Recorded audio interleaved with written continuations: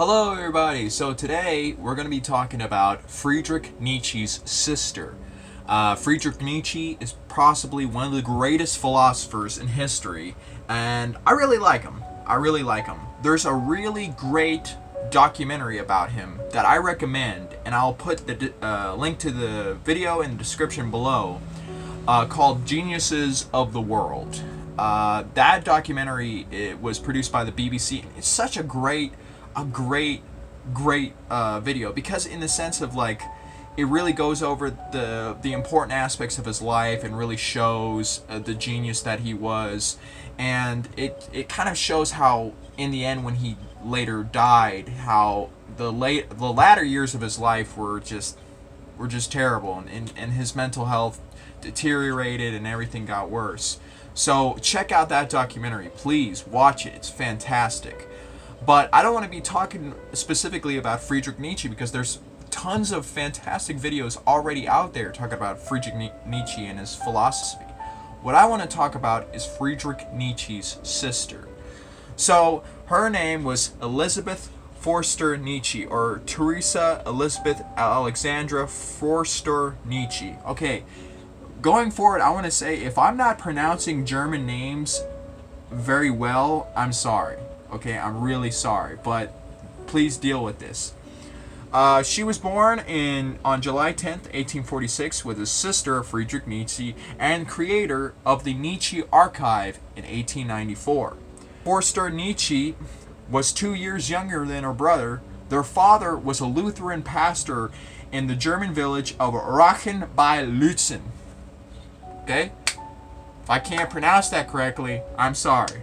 The two children were close during their childhood and early adult years. Her brother took to calling her Lama throughout their lives because he felt that the description of the load-bearing, saliva-spitting, stubborn animal fit her well. That's actually pretty funny. Hey, that's a good joke, Friedrich. You did good there. That's actually pretty funny.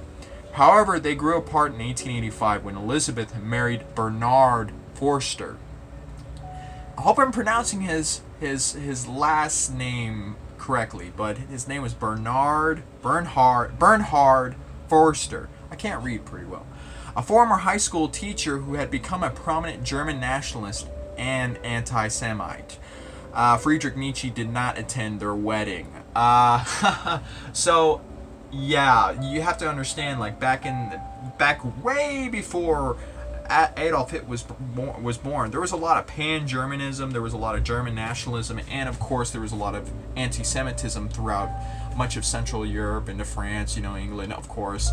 But yeah, Friedrich Nietzsche, I don't know where I got this from, but I hope this is true. Friedrich Nietzsche saw anti-Semites as failed abortions, and he really despised these people. He really did. So Bernhard was very much an avid sort of racist and sort of anti-Semite, and his plan was to get away from Europe, as he saw it was being controlled by the Jews, and set up a new colony in Paraguay. This is insane.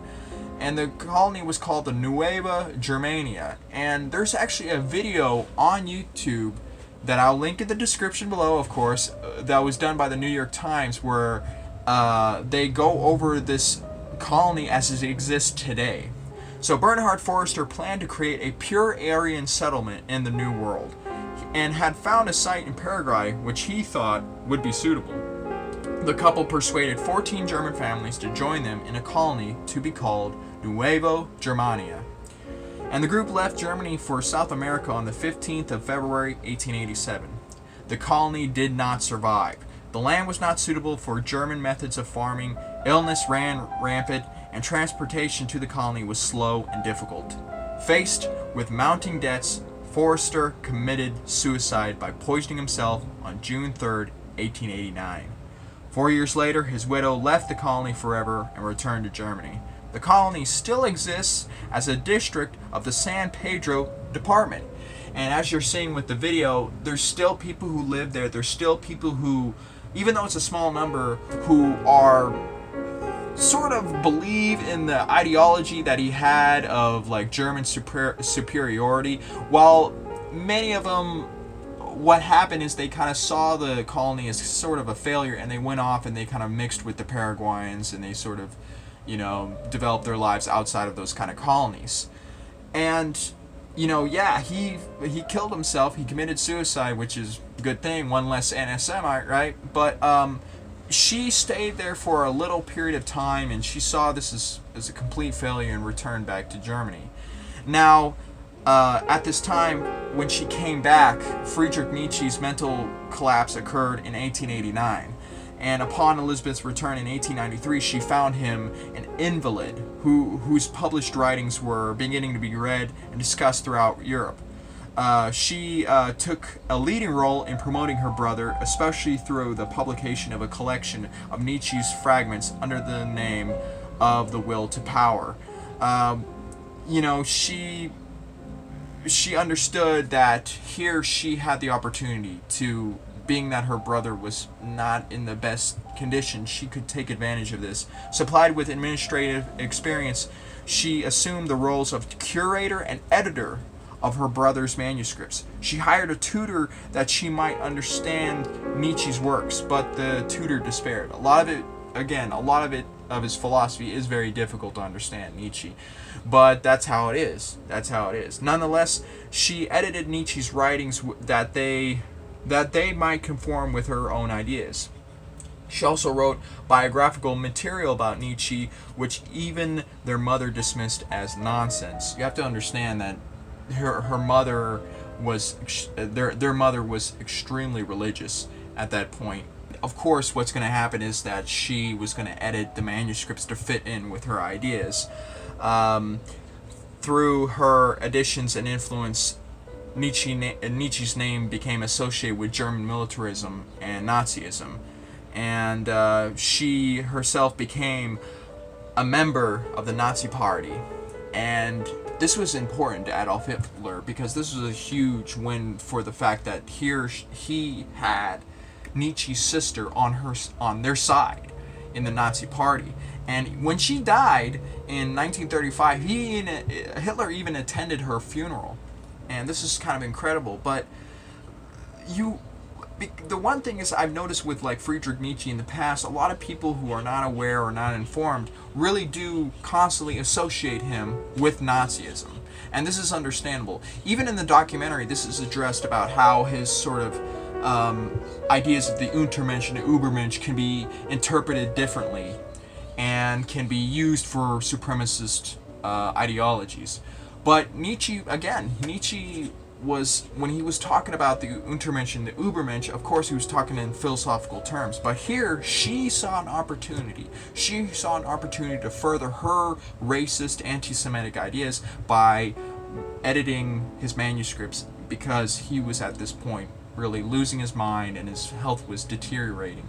And it's terrible. It's awful that he died. And it would be like if I wrote a book and I died and a family member I don't like was like editing the version of my book. I can't do anything. I'm dead, And that's what's sad. And she was an awful person. Her husband, who, he died in Paraguay trying to be a moron, setting up a colony. Look what happened. Didn't accomplish anything. And it's sad, but it's what's reality. So a lot of what we associate Nietzsche with the Nazis, you have to think of his sister. So go read the Wikipedia page and try to watch the documentary that I suggested here and I'm showing clips of, but because it's fantastic. It's a fantastic documentary. Sorry if I can't read well or if I can't form coherent ideas in this video. I try my best.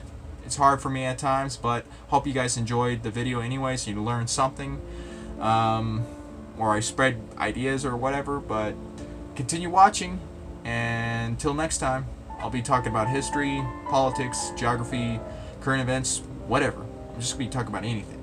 So have a good day.